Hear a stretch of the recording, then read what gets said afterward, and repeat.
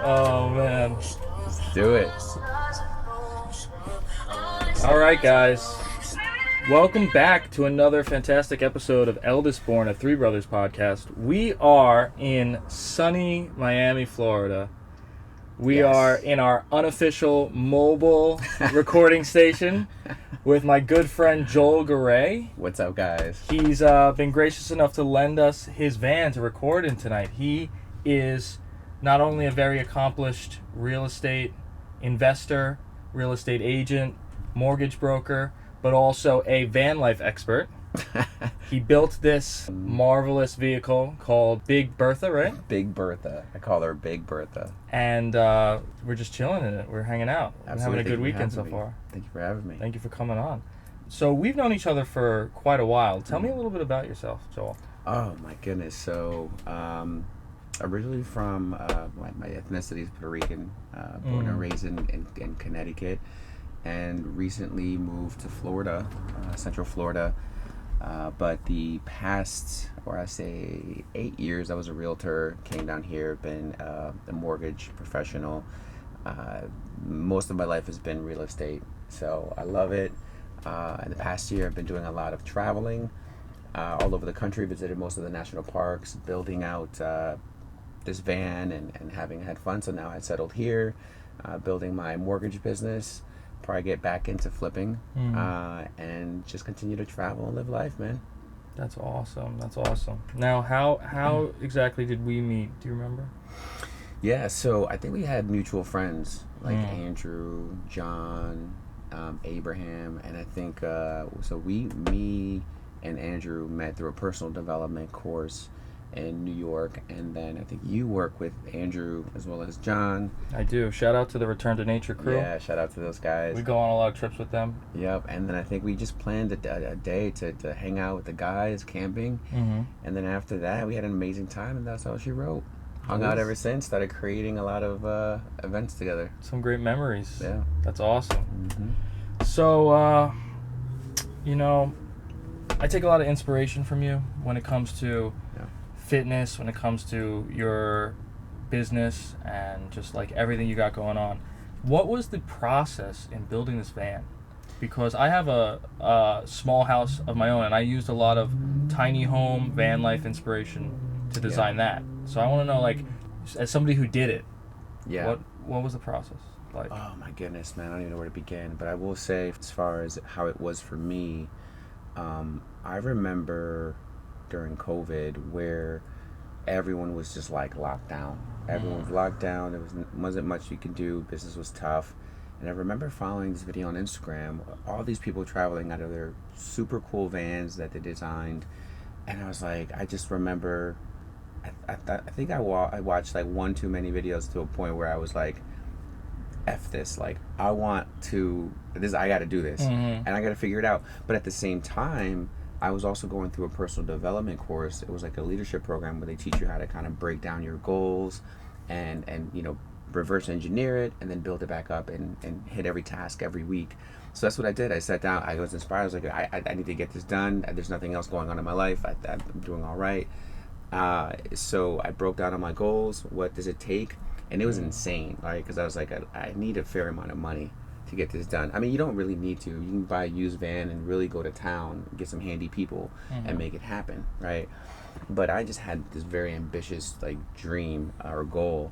So started off by seeing all of these Instagram posts, and then I just literally started following anything and everything van life and talking to people, networking, and just immersing myself in that. And I kind of do the same thing with anything I do. When I was a bodybuilder, I unfollowed everything on Facebook, Instagram that wasn't bodybuilding, followed everything bodybuilding. I needed to know everything that was going on, who was doing what, who was the best. When I got into van life, same thing, unfollowed everything and followed anything and everything van life, and same thing with everything real estate, like who was the number one realtor in every state and who's who's number one coach, what was going on. Try to immerse myself in success.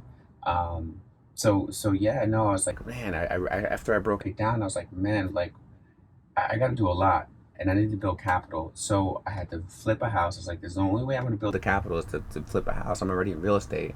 I can only sell so many deals to save. And that's what I did, man. I was searching on the hunt, and I broke it down. And next step, next step, next step. Ended up flipping a house, putting that together. That was a project. Then I had to wait for this van because these were on like back order, so I had to wait like 6 months to get this. And then from there, order everything. I had to find someone who knew how to build a van, which a buddy of mine already built one. So we created a time, and I helped. I paid him a little bit. He was like charging me next to nothing. He was an amazing friend, and I learned how to build it. And then I planned my route. I planned all over. Here's my map here. So I went from here all the way down, all across and around. I spent like close to 4 months full time before I was like, you know what, I kind of want to settle somewhere. Right. I know it's pretty vague, but that was pretty much the process. It was researching. I think the driver though, I think with any goal is your why, right? And I met a lot of good people in Connecticut, born and raised there, but I was so tired of the weather. I was so tired of the cold, and I was like, I can't do anymore. Like I great people. I made amazing money, but I need. If I'm smart enough, I can make it somewhere else. I'd rather be in warm weather, making the same money or more, but enjoying it. And I miss my friends. I miss a lot of people. But now, after traveling the country, I'm just like, I got the van. I'm settled here now. My next goal is to get my pilot's license so I can go see friends in Connecticut and Cali. That's awesome. So, yeah, and New York. Don't forget New York. And New York, yeah. Now, give us a little rundown of where you started and go through your route on this map. Yeah, so born and raised in Connecticut. I was there, barely ever left Connecticut. And, of course, my friends were in Long Island, New York, some in Mass. But when I mapped out my trip, I kind of went along the water and just enjoyed a lot of state parks, RV parks. Went down and explored. I came to Savannah. Savannah was one of my favorite places. Came down all through Orlando, Miami. I went to Ultra that year in March. And then I went to Key West. Key West was one of my favorite places. The water is just beautiful. I mean, if you have never been, you got to go at least once in your life. I'm actually going on Sunday. Are you? Yeah, we're going to drive down to Key West. Oh, beautiful, man. The water. Spend the day there. There's a national park, Fort something. I forget what it was called, but the park there is great. Go there. The water is amazing. Just watch out for the jellyfish. And then, so I went up around Gulf Shores, hung out with my real estate coach, which was there, which is cool. And then I went around. Wait, so you just pointed to Pensacola, Florida? Pensacola, right. But Gulf Shores is over here. I have a funny story, and it might not be my story to tell, but every time I see Pensacola, Florida, I think of this story. I forget what it was. My dad and my grandfather were hanging out outside of my grandpa's house in Merrick, New York, and the neighbor was like treating his elderly mother like badly, kind of like being rude to her, being mean to her. And my grandpa was like, hey, so-and-so, you should really be a little bit more respectful. Here. And, where would you be without your mom? Think about it. And the guy goes, you know where I'd be? Pensacola, Florida. That was it. Just the most specific place on the map. I just think about that sometimes. Pensacola, Florida. I don't really know what's over there, but I'm sure it must be great. It's not bad. It's nice. I went to the gym there as I was traveling through. I spent a couple of days and I worked out over there, and it's a nice scenery. You'd be surprised. This whole area is beautiful, which is awkward. And not that I have anything against Texas, but the waters aren't the greatest in Texas. Surprisingly, it's weird. Or even once you get past Mississippi, the water's okay. So when you go over here, you can fish. But I don't know any real place to go swimming. You're better off on the west coast of Florida. This is obviously you got Sarasota, Fort Myers, Clearwater, all those places. But went to Louisiana. I kind of hit up all the top spots. I was like, what's the top thing to do in each state? Number one thing everyone goes for that state. Of course, I went to New Orleans. Then I was all over Texas because Texas was a place at the time they were talking a lot about, and you should invest in San Antonio. So I hung out in San Antonio, Houston, Dallas, Austin. Austin was my favorite, although I spent most of my time in San Antonio because a lot of development, a lot of opportunity there to flip and buy. I ended up buying in Connecticut because I found a better deal first, and then I'll be buying here now, in Florida again, another property, or I might flip here. And then I went to New Mexico. White Sands National Park is one of my favorites. One of my favorites. Arizona was beautiful. Everywhere you go on the horizon, you'll see beautiful mountains. Okay. And of course, there's nothing like Cali. Although it's interesting because when I went there, the first time I ever went to Cali, when I got there, I ended up spending like a whole month all over California. Mm-hmm. And I went everywhere: San Diego, Irvine, San Francisco, Redwood, Sequoia National Park, Death Valley. I've gone everywhere, Kings Canyon. But the water, the water is cold, very cold all year round. So what a lot of people do is they'll go surf early in the morning and then go to work. So they've already got an hour or two of surfing before they go to work. But the water's cold. It was really cold. They'll wear their wetsuits. That's my lifestyle because I do that before work on Long Island. During the summer, I go for a couple hours at Gilgo Beach before work. So I'll wake up at anywhere between 5 and 5:30, get my wetsuit on. I'll drive down to the beach. It's like 20 minutes drive. In my wetsuit, jump right in the water, and I'll surf until like realistically like 7:45. That's not bad. And then go to work. That's cool. That's cool. You'll love it there then. And Cali was awesome because like when you go to San Diego, the guys there during COVID were like, since everything was shut down in the U.S., we would just go into Mexico to party. So they would party and drink all of these cheap beer and have all this amazing authentic food and then just cross the border and go back home where everything else was shut down. That's during so COVID. Funny. The whole year. It was so funny. And everything was open in Mexico? Everything was open. Everything was open in Mexico. That's wild. It was a completely different world. Yep. And went to, of course, Vegas. Utah is probably, surprisingly, one of my favorite places because it has surprisingly so many national parks and things to do. Like, so when you get around over here, all of that area, you got Grand Canyon that's north of Arizona, but in Arizona. Then you got Zion National Park, which is amazing. It's probably my top 3 national parks. Then you got Arches, Bryce Canyon, and then you got Antelope Canyon in Arizona. Bryce Canyon. Yep. Amazing. Yeah. So much to do over there. Definitely a place to go and check out all those national parks. You can hit up 4 or 5 national parks, if not more, within that whole route. There's like a route you can find. Colorado, obviously, Colorado is like one of the best places to go visit. If you go in the winter, super fun snowboarding and skiing.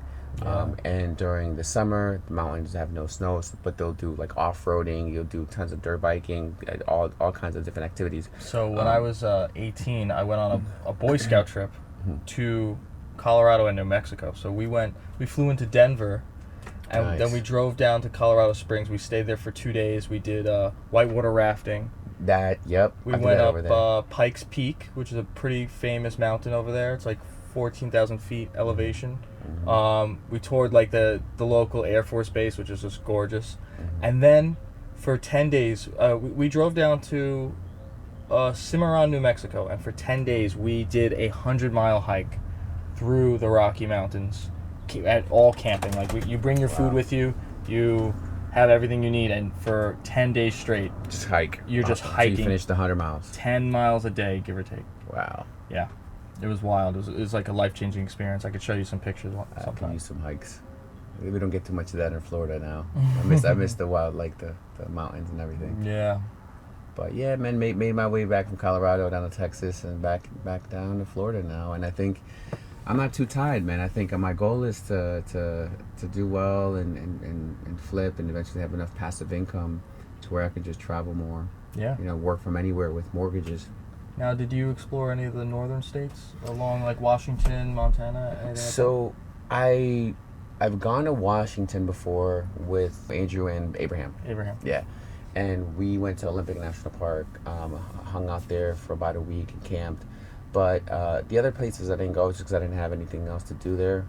Right. Montana, if I'm not mistaken, has Yellowstone. It's like in the corner of Wyoming and Montana. But when I went, or was on my way driving from North Cal, they had a huge flood, so all the streets were like drifting away. They had to rebuild it, so I couldn't go, and so I made my way back down to Florida, hitting up some states from there. But no, I didn't get to hit North Carolina, North Dakota, South Dakota, Minnesota, Wisconsin. I've been to Wisconsin. Oh no, I haven't been to Wisconsin. Michigan. I've been to Michigan recently. Did you go to? Were you in Chicago ever, Illinois? No, I haven't gone to Chicago, but I hear Chicago is a place you definitely want to check out. Yeah. You want with a bulletproof vest. Oh, what is it? Well, I hear like a lot of places in Illinois are like. Shout out to my one friend who lives in Chicago right. with his wife and kid. Oh man, pray for him. Yeah. Yeah, man. So just trying to live life, man. It's not easy, but try to find good people along this journey of life and make the best of it. Yeah, dude, that's incredible. Yeah. Dude, you inspire me so much with this stuff. Like I said, my house was inspired by some tiny home stuff, some van life things, and I think eventually I want to do a van conversion. Yeah. I was thinking something like a minibus, or my dad had seen a video where somebody converted an ambulance. Now those things are like double wide. Yeah. And they have like 2 wheels in the back, which can support a lot of weight. I think that's really cool. Yeah. Those are good. You could do a lot of stuff with those. I was mainly concerned with making sure that I could park anywhere, right? Like so stealth parking. So it's up to you with what you want. Like if you feel is the ambulance or the short bus going to attract more attention? Which one will be more stealthy, especially if you don't want anyone coming up or anything like that. It's hard to kind of like with this van, it can get mistaken for a work van all day long. Which is good. And then which is good. Okay. Which is good because for insurance purposes as well, it could be cheaper if you get another van. People are gonna know right away if it's like a short bus and it's converted. You're gonna know right away it's a conversion. So you might get approached more. But if you don't mind that and it's just traveling, if you're not doing full time, it doesn't matter. Right. But the van, the ambulance or the short bus, you can do way more water capacity. You can do a better battery capacity. You can put more solar panels. You can have a roof rack. You can chill up there and like watch the stars and have more solar panels. There's so much you can do. I would recommend it. And if in the future you want to add to it, you can. So that's really cool. Yeah, that'd be a good build. I like a lot of the buses they do too. Yeah. A lot of people do. They'll do full length school buses. Yeah. And I've even seen some double decker buses. That's wild, bro. Some of these conversions nowadays for these van lifers they've gone. I mean, these guys are handymen. They get crazy. They get crazy. They just put all kinds of insane stuff. Especially the people who build it full time. Like I know there's a company out of Connecticut. Shout out to Little Vans. They they build it and they are made to do amazing work. I wanted to experience building it myself, and it was an amazing experience. But yeah, there are companies that build amazing vans. You name whatever you want, you name it, you can have it in there. You want to do a freaking jacuzzi? That's cool. It's crazy. Some guys really get cool. crazy. Some people do laundry in their buses, but it's normally like a bigger bus. Yeah. They'll have a small washer dryer. I could see like a combo unit. Yeah. That like feeds into a gray water tank or something, right? Yeah. Like if you have a big bus, like a bus, you have a couple of water tanks, and you just make sure you fill it in, and I personally used to go to the laundromat when I traveled. I would stop by the laundromat, throw a small load, and that was it. That makes sense. Yeah. Now, do you know, like, do people like that recycle gray water or something? Like, how do they work with the systems? Some people do this mechanism where they recycle their water. I don't really do that. I just, when I run out, I go fill up. Sure. But I'm pretty conservative with my water, so to have it last longer. But one of the keys to van life too, especially if you're gonna travel, is I had a membership to like a Planet Fitness, and I would go and kill 3 birds in one stone. I would go and shower to preserve more water. I would work out, and I could stay there at night and park there overnight. Most places let you park there, overnight. That's genius. So if you need places to stay. I know Costco allows you to do that too. Shout out to Costco. Yeah. Walmart, if you gotta get skinny, you RV parks though, and there's an app called Harvest Host. Okay. There's a lot of different apps, but I use those apps. It tells you where to park that are safe, and you can also meet other van lifers. And I don't know who's watching this, but like there's a lot of girls out there who are nice, and they're van lifers too. Because a lot of girls, they're like, oh, it's scary. Aren't you be afraid as a single woman? You would be surprised how many single women are out there living the van life, not afraid, traveling, meeting people, saying what's up. That's wild. So there's always this fear that stop people, but it's like, you got to get out there. Just gotta have a shotgun under the dashboard. Take glove care compartment. No, you'd be surprised. It's a lot less scary than people make it out to be in their head. Once you do it, they're like, oh, this is actually really cool. Some people live. I've met people who lived out of the van for like a couple years. Yeah. I've heard of that. So, to each his own. That is ambitious. I don't know, like, my job personally probably would never let me work remote like that. Wow. But what kind of jobs do you find that these people have when you meet them? A lot of them are independent musicians, or they'll do contracting work. I know there's some people I met who work for Google. Somehow they were cool. They were in Cali. They were just traveling full time. Built a van. I'm going to be doing mortgages, so I can do mortgages from anywhere. Send me your credentials. I'll get you approved for a loan. Go out there, start looking with your agent, start the process, and if you can do something remote, that's going to be ideal. Unless you just have a big savings. I don't know. But. Yeah. Well, I guess that's the way of the world now. Like, everybody's trying to move remote. I know some companies are not letting them, but it's what 2019 and 2020 did to the society. Yeah, it kind of, I think it forced us though to realize some of this stuff could be done at home. I know as a business owner with a different perspective, if we're producing and our production's still good, that's cool with me. It's convenient because there are a lot of people also have their kids too. Sure. Some things though do have to be done in the office or in person. The most effective thing to do is meet with someone in person. Of course. It's the most effective. Like, you're not going to go on a date on Zoom forever. Right. So some things in life or anything, sales too, like you got to meet with people, build that relationship.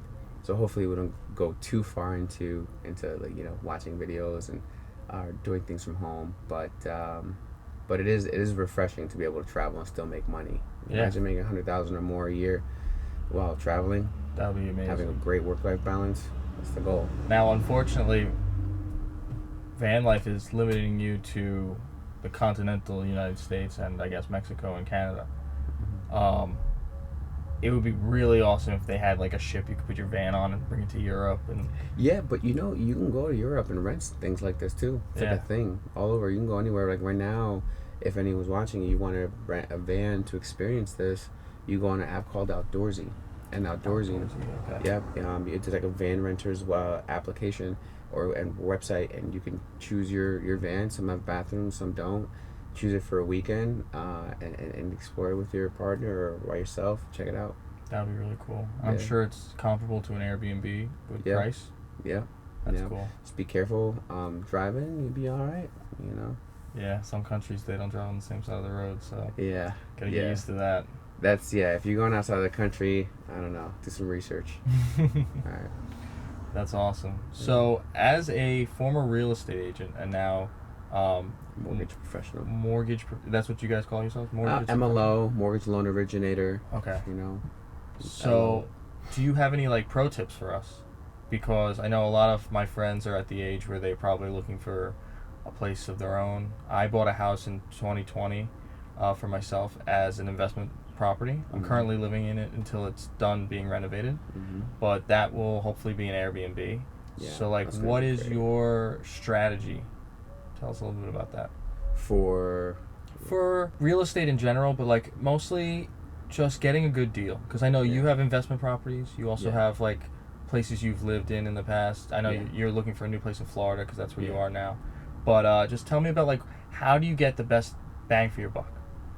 Yeah, I mean, so, I've read so many books and have coaches and surround myself with as many people, ask a lot of questions, but I'm, no stranger to taking action as well, assessing what's working and not working. And my strategy, up until recently, actually, which is very profound, has always been passive income. Save, live below your means. You don't need to go crazy. Live off of half your paycheck if you can. Really budget tight. set your boundaries with people. This is what you can afford when you go out and what you can do, Right. because you need to set yourself up for success in the future, right? So a lot of years go by, and one of my biggest fears is seeing everyone else outgrow me while I'm still staying the same. That's like one of my biggest fears. I'm not doing anything with my life, but everyone else is growing. That's profound. So yeah, so I did well. I've done a lot of stuff. I own property. I flipped two small condos, and then my big one, my most recent one. But recently, I found that I was having a conversation with a buddy of mine. He's a full-time flipper, and he does really well, man. He does extremely well. Super cool, humble guy. And he was like, Joe, like, yeah, the passive income is cool and all, but it's really only good if you're sitting on $10 million, because then you need a place to stick it so that it can make money for you, right? Sure. Taxes tend to kill you the more money you make. He goes, if you flip, let's say you net 75 grand, if you dump that into a passive income property, let's say you make $1,000, $2,000 a month, if that's a really good deal, look how long it's going to take you before you save 75 grand, right? So, the goal, I think, is to always try and build capital. When you build capital, you're a lot safer. Nowadays, you got private money lenders, hard money lenders, which I've used before, that will tell you how it works, and you can borrow the money and then find a good deal. But the strategy to find a good deal, whether passive income or flipping, for passive income, I follow the Burr method. And there's a book called the Burr method. If you haven't read it, the formula is very simple. You get the total projected rent divided by the purchase price. Once you move the decimal point over 2 times to the right, if you're at 1.0 or higher, it's a good deal. So essentially what that means is when I break down your principal, interest, taxes, and insurance, you should be netting a good amount, usually about $1,000 or more per month. Okay. So that's like a good deal. And then the flipping would be more the ARV formula, which stands for the after repair value formula. Giving you guys a lot of information here, stuff that I paid for here and read a lot of books, really implemented. So the after repair formula is basically, okay, I want to flip a house, but I know it needs to be beat up so I can add some equity in it. How do I know what to offer, right? So I take a look at this one house, it's beat up, and it's a Cape Cod style home, and it needs a fair amount of work. What's the most I can sell this for once I completely fix it up? So you pull comparables, we call them comps, and you see that house, the same style house within a quarter mile, that's recently sold, same style, has sold completely renovated for $350. So you get 70% of $350, because that other 30%, that's your profit margin, right? That's your room for error or whatever. This is like a base formula. Everyone has their own formula. This is like the base formula. This is what I follow to work well for me. Some good stuff, yeah. Yeah, because everyone has their own opinion, right? Investors, I flip, whatever works for you. But yeah, and 70% times the after repair value, which is $350, minus the projected repairs. So you get your contractor, and he says, listen, to get this like this, you're gonna need to spend about 60 grand. Cool. So I get minus the repairs, and then that's my MAO, maximum allowable offer. Now, like I use my flip, for example. My flip was 150, and I bought it for 150. I put 60 grand into it, and I sold it for 345. So it was a decent amount. You got capital gains, which sucks ass. Right. I mean, there's nothing I can do about that to pay that. Move to Puerto Rico. Yeah, no shame in my game. I'll show everyone my taxes. Now, what state was this purchase in, this flip? It was in Connecticut. Okay. But I realized the formula is the same everywhere. As long as you know what they go for. Like, it's funny though, because Connecticut and New York, they're so close. But if you look at the supply and the demand, it's insane. Like, that same house in New York will go for 200 grand more, if not a lot more than that. Same house. Like I sold a house in Stratford, Connecticut for like $425, $450. Beautiful house, pool. I mean, fixtures, everything. And then my buddy, who is a real estate agent, same commission, so it doesn't matter to us, but whatever. But people, it matters. It's what matters to the buyers. The same house, 400 or price 400, 450 was shit. In New York. In New York, shit. Yeah. But the buyers wanted it because of the area, sure. And but that house probably fixed up would be a lot more. There are benefits to living in New York. A lot of New Yorkers probably are sick and tired of those negatives because of the expensive price of living, and some things are getting a little more urban. Yeah, but I mean, New York is it's hard. New York is New York, man. You know what I mean? Like, New York is like, everyone wants to be there.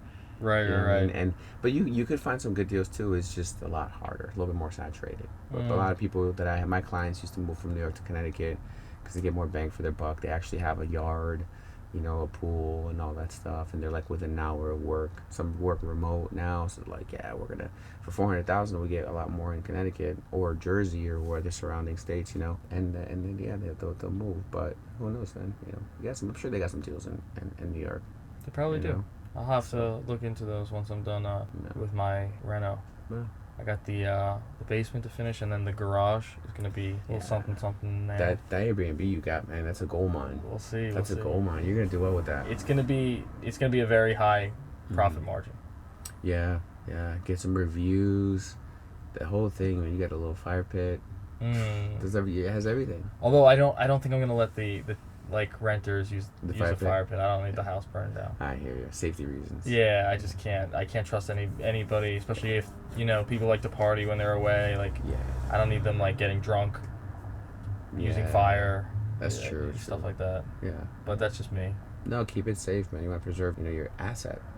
You know, that's gonna be a good property. Thank you, man. I appreciate that. And you've been there a couple times, so it means a lot as somebody who's been there, seen it, like enjoyed everything I have built. But yeah. So let me ask you a question. What is your like funniest story from either being on the road or just like traveling in general, in any capacity, whether you took a trip or you were driving in the van, or like, you have any like cool stories? Because you mentioned meeting people. Yeah. A lot of cool chicks you met along the way. Like, you have anything like little? So yeah, I got a good one. Probably one of my favorite ones. When I was going to visit Zion National Park in Utah, I went alone to all these parks, right?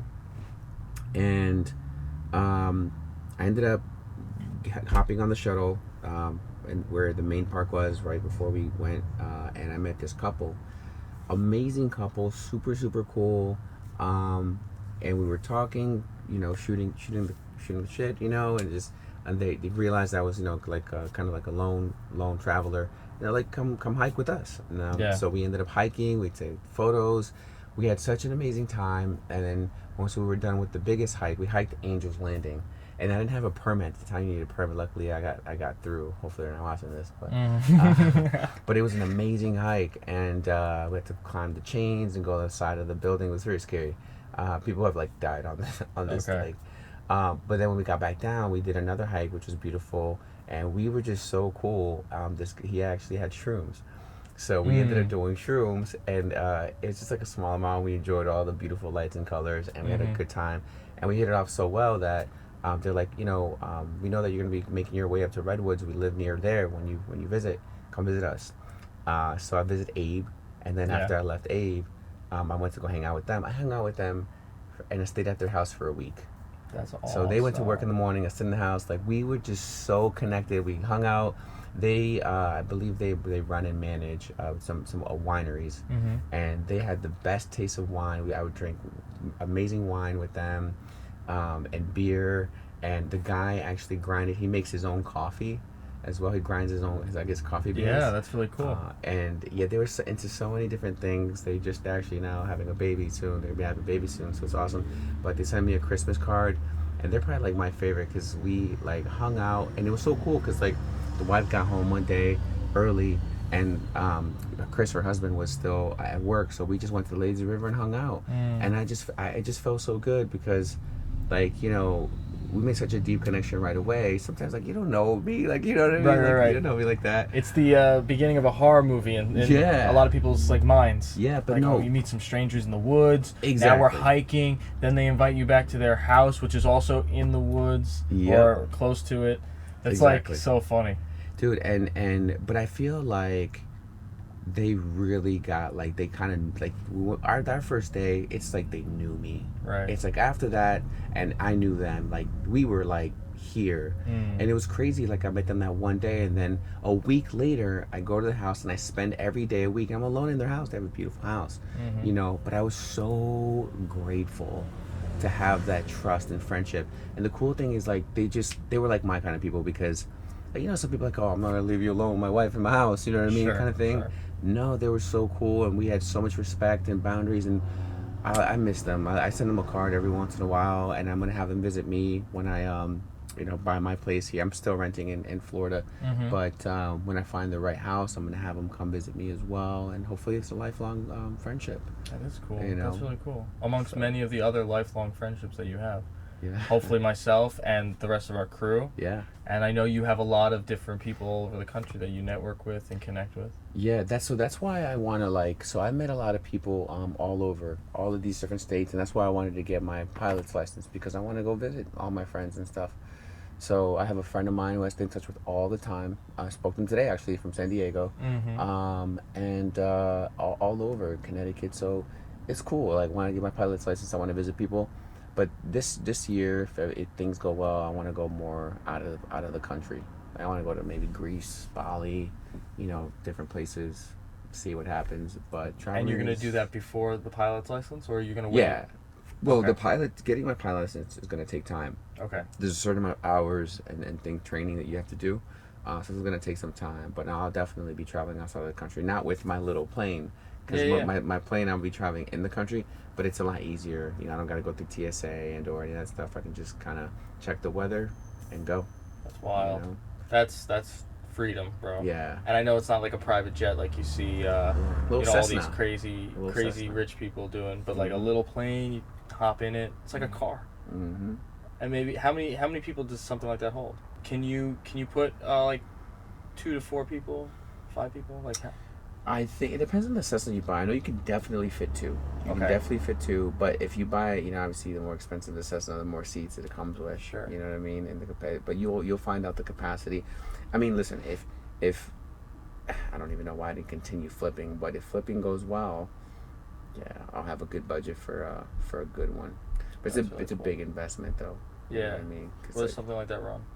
Cessnas can go anywhere. I mean, I've seen some as cheap as 25,000. Okay. Which is insane. But usually a decent one would be like 40 to 50, Yeah. and they can go up to like 200, 400,000. Well, to be honest with you, like on the lower range of that spectrum, you have what most people spend on a car. Yeah. And if you are passionate about being a pilot and getting your license, then it might be an even better investment because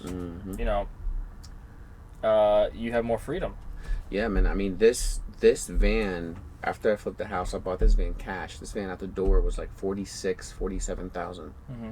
So I was like, if I do another decent flip, just one decent flip, I could buy a Cessna. I might not pay it out cash. I was very ambitious like that. Man, I could have, maybe financed it and then invested my money in more stuff to produce. But, you always got to assess how you use your money. But yeah, if I can get a Cessna for like 40, 50 grand, a decent one, that's good forever. That's good for a while. They hold their value well too. That's really cool. So where would you put it?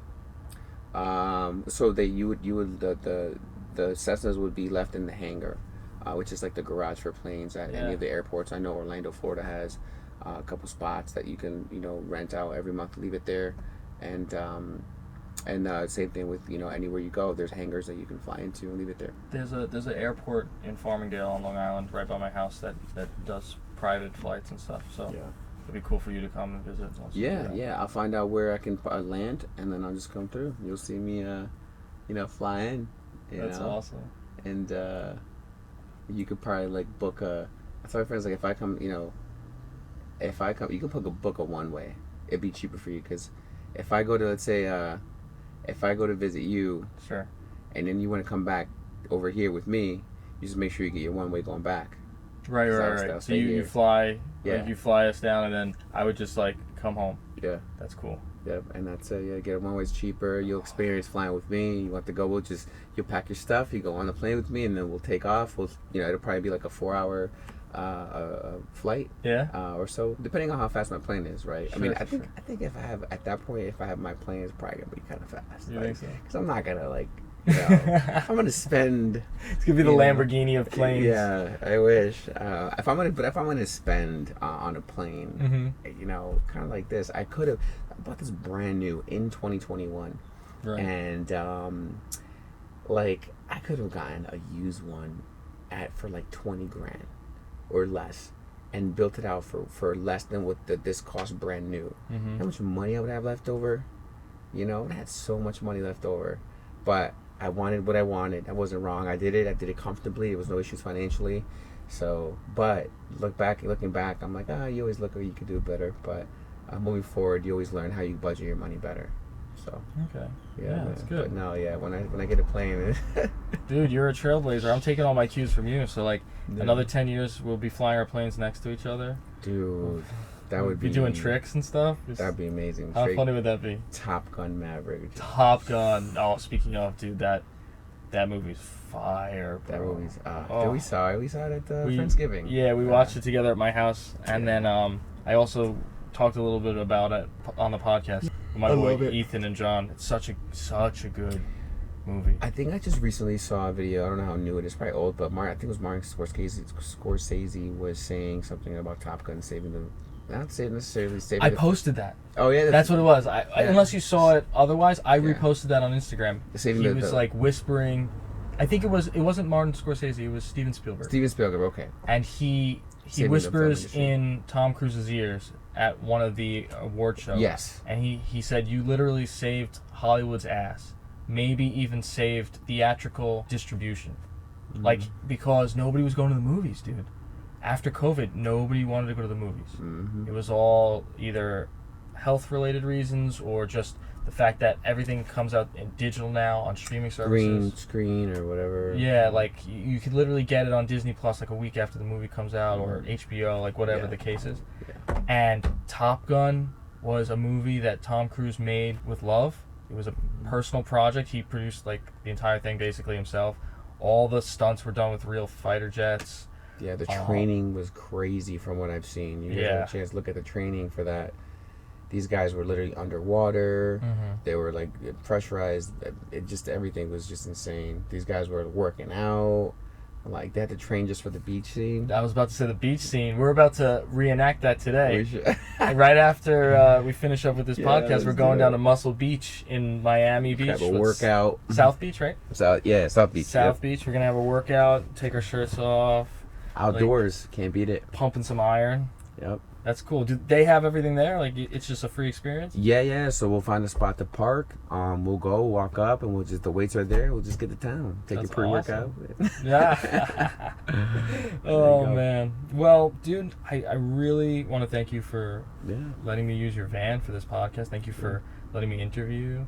It's so funny. I was just thinking while we're talking that my co-host Chris from the Three Brothers podcast, he and I were discussing how cool it would be to have like a van and like to be able to drive places and interview people in a podcasting van. Yeah. And you know, it was all talk at the time because neither of us are in a position to get a van, but like I feel like right now I'm kind of living that little dream we had. Yeah. Anything to make the content more creative on this podcast. I always jump at the experience. Like I got all the mobile gear just for this. Love this. They're like mini versions of my microphones I use back at home. Yeah, and I love your setup, man. Thank you, It's a dope setup. You can bring it anywhere. I appreciate that. If you did a van too, your van would probably come out super dope, like a little studio. I could already see it. All these soundproofing vans. If it was just for podcasting, it would look a lot like that. Yeah. But if it was for camping and traveling, I think you could probably do like a hybrid. You know, turn a seat into a bed or whatever, and then turn into like a studio. Multi-purpose. Green screens all around. We could project anything on them. Yeah, they'll never know where you are. That's funny. That's funny. So that's it. You're here for what? Like just the rest of the day, and then you're going back? That's it. We're gonna drive back to Orlando. Yeah, I'm going to a comedy night, and just enjoy. Who are you going to see? Forget this guy's name. I should know it. It's horrible, but it's supposed to be a super funny guy. I'm gonna get back to you. I was invited. I got you. Yeah. When you're invited, it's not always like somebody you know super closely. I checked him out really quickly though. He had some credentials. He's up there. He hangs out with like this guy named I think Joy Coy, which is kind of hard. Like they commingle a lot. He's like one of the top actor. Hangs out with all these big actors, so should be good. All right, cool. Well, thanks again, dude. Yeah, anytime, man. This is a pleasure. I hope you guys have enjoyed this episode. You know, a little bit impromptu, but like I said, we're on the road. We're down in Miami. Yeah. And we're just living our best life. All right, guys. This has been Eldest Born, a Three Brothers podcast. Let's do it. And we're rocking out. See you later.